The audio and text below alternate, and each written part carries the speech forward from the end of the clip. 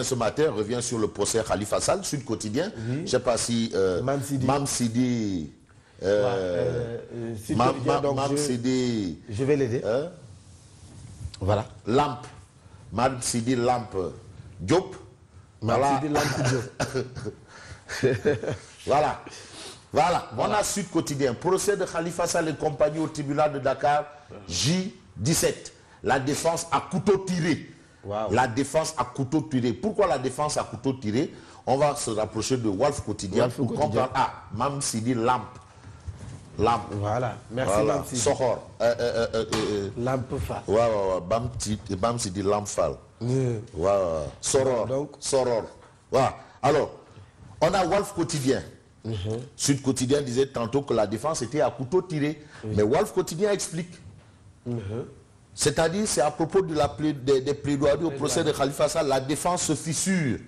Il s'agit de quoi? Eh bien, entre les avocats du maire et ceux des percepteurs, c'est désormais chacun pour soi. Waouh. Ah, waouh, chacun pour soi.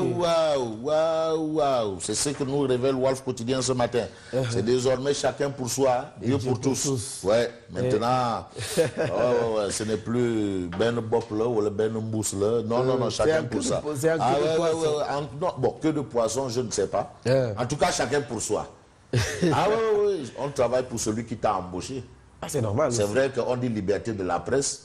Mais quand on dit, par exemple, collecte de l'information, c'est chacun pour soi. Ah oui, voilà. Liberté de la presse, on est tous ensemble. Lamfal FM, Chamlangal FM, tout le monde. Mais quand on dit maintenant collecte de l'information, chacun pour soi. Course au scoop, chacun pour soi. Bon, voilà. On a la tribune ce matin. La tribune qui titre Caisse d'avance de la ville de Dakar, un procès en sorcellerie.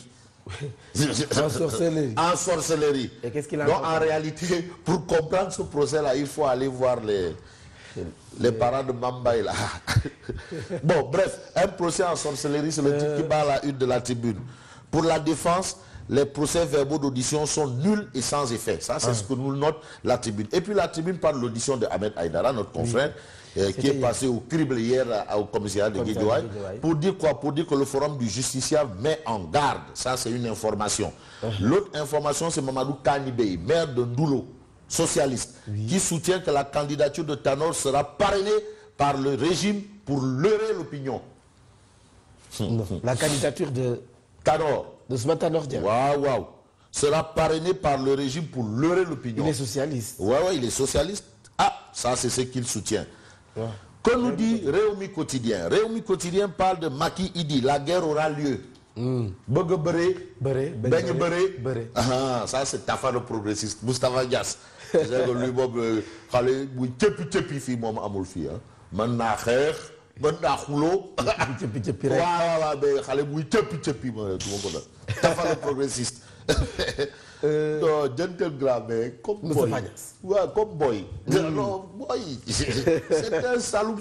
Bon, on parle de Maki Idi, la guerre aura lieu. Ça, c'est ce que révèle bien entendu le quotidien Réumi. Et puis Réumi Quotidien parle du procès de Khalifa Sall pour dire quoi? Pour dire que tous les arguments, pour nous révéler tous les arguments de la défense. Les percepteurs se lavent à grande eau. Les percepteurs. Ah oui. Inauguration du tronçon Fatick-Kaolack. Maki investit 16,4 milliards de francs CFA. Alhamdoulilah. Le tronçon Fatick-Kaolack là. Véritablement, il y a eu beaucoup d'encre, beaucoup de salive, le travail, oui, Jean Lefebvre, État du Sénégal, Ngapati, Ngololi, Samba Tandiaï, Mademba, le serpent a mordu le bois. Enfin, non, mais une bonne nouvelle. Non, Macky Sall, côté on va pas dire non, au moins, parce que ce tronçon est un tronçon important. Les gens allaient jusqu'à Gossas pour rentrer à Kaolack. Les gens rentraient dans la brousse là-bas pour se retrouver à Kaolack. Non. C'était trop compliqué. À Gossas. Tu parles Gossas. Djahao, Gossas. Gossas, tu rentres dans les Aïndorong là-bas pour venir à Kaolack. Alors que tout droit là, c'est une petite distance. Ah non. Certains même allaient jusqu'à Diourbel.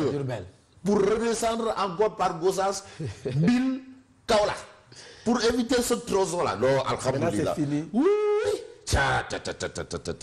Alors, voilà, ça c'est ce que révèle Réumi Quotidien. Vox Populi. Mais Vox Populi parle d'un fait clair, net et simple.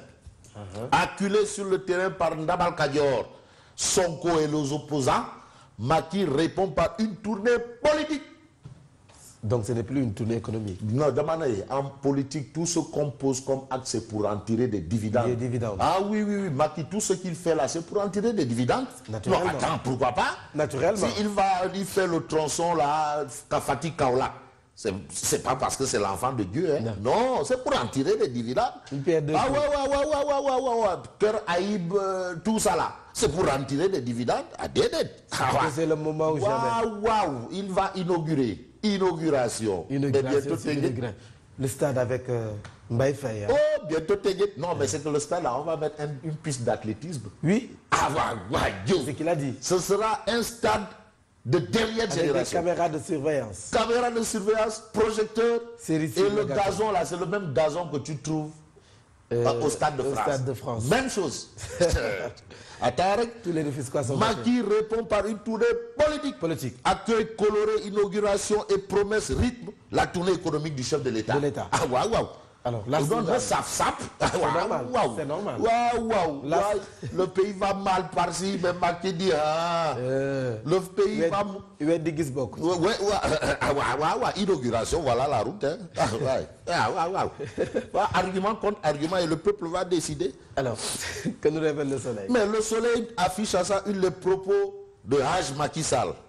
Il est en mode Macky Sall à la une du journal, en mode Macky. C'est ça la mode Macky. Avec les manches coupées.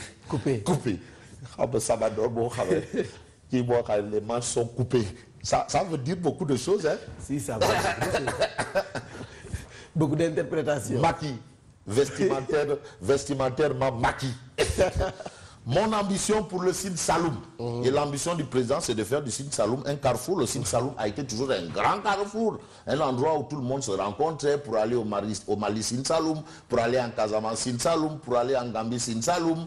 Donc c'était un grand carrefour, Gertigui, tout, fruits de mer, les was, pépé soupe, tout ça là. Voilà. Alors Libération. Mais Libération parle de l'inauguration de la route Fatick-Kaolack. Le serment de Macky Sall. Je suis venu s'aimer les graines de l'espoir, un avenir transparent dans un Sénégal émergent. Voilà. L'autre là-bas dit que non, dès que Réumi Dorhoul, il dit émergent, transparent. Enquête quotidienne. Mais enquête dit non, nous sommes sur la route de la campagne. Macky Sall en tournée politico-économique. C'est la politique économique du pays, hein, dans le Saloum, sur les routes de la campagne. Le chef de l'État veut repositionner le Sine Saloum dans sa fonction de carrefour d'échange. Il annonce la réhabilitation des routes Foundiougne, Passy, Kaffrine, Mbaké et la RN1. Pourquoi pas? Ah ouais. Tu sais, Passy, Foundiougne, Passy, il faut faire le bien-être des transporteurs. Foundiougne, Passy. Ah oui, de Keur Walindiaï. Parfois, tu sais, de Keur Walindiaï à avant Passy, ça va. Mais après là, Passy, Sokone, c'est compliqué. C'est compliqué. Donc, on connaît la route. Hein. Là, c'est pour aller vers Karang là-bas. Vers Karang. Ouais. Que nous révèle l'As quotidien. Mais l'As quotidien affiche les propos de Macky Sall aux paysans pour dire ne bradez pas vos arachides. Ah oui, parce qu'il y a eu une production record cette année. Beaucoup de guerriers, trop de guerriers. Mais voilà le problème, c'est pour ça que la commercialisation pose problème. Ah oui, mais Macky dit doucement, ne bradez pas. Il dit non, arachide, nice. Même le riz qui était à 6400 tonnes et quelques, nous sommes à près de 1 million et quelques. Donc ça vient. C'est vrai qu'il y a une production de 1 600 000, mais on est à 1 10 000. Donc il reste pas beaucoup pour le riz. Hein. Ouais. Alors ne bradez pas vos arachides. Le quotidien. Ah, le quotidien de Nindé, c'est un prolongement de la VDN à Cambérène. Tu sais, la VDN là, ça doit aller jusqu'à Salut. Prolongement de la VDN à Cambérène, les pêcheurs bloquent le chantier. Les parents de Mantoulaye là. Ah bon? Ils bloquent les pêcheurs. Bloquent le chantier. Et pourquoi? Bon, ça c'est un projet d'intérêt national. C'est la nation qui veut la route là, la nation, le pays, la nation. Hein? 14 millions de personnes. Les pêcheurs bloquent le chantier. Ils réclament des indemnisations promises depuis 3 ans. Les indemnisations. Les indemnisations promises depuis Mais en tout cas, la promesse est une dette. c'est vrai quand même. Il faut donner aux pêcheurs là. Il faut donner, mais oui, mais quand même, il ne faut pas qu'ils arrêtent la route là. Ouais. Non, les indemnisations, ils les auront. Mais vraiment, la route là aussi, on en a besoin pour aller à Malika, Kermassar, continuer, Lac Rose. Hein, on en a besoin. On en a besoin vraiment. Ah oui, oui, vraiment, oui, on en a besoin. Ah, quand même. Parce que là aussi, ça va aider à amener les produits de la zone de Niaï là. Comme ça, notre Tchéboudienne sera encore plus machiné là.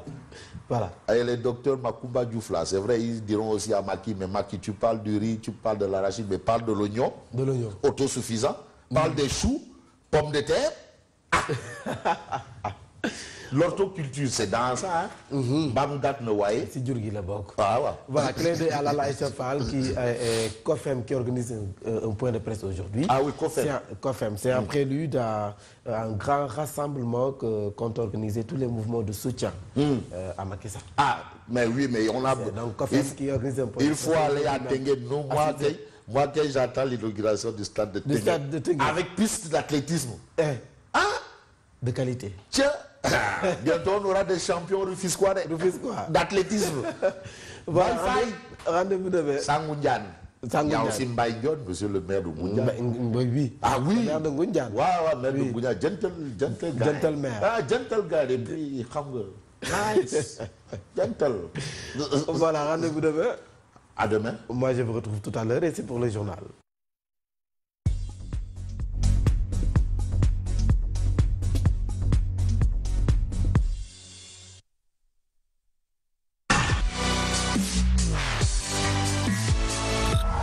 Sen TV, bienvenue chez vous.